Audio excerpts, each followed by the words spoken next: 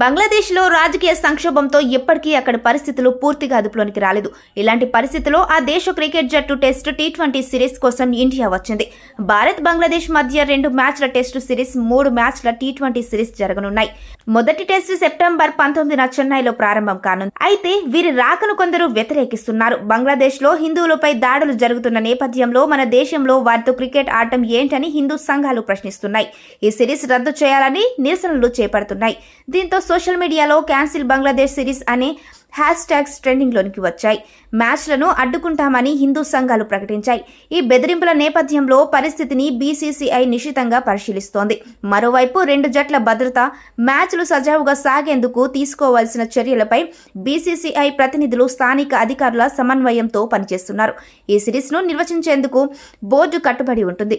ఒకవేళ ఉద్రిక్తలు పెరిగితే అవసరమైన చర్యలు తీసుకోవడానికి సిద్ధంగా ఉంది. నిరసనలు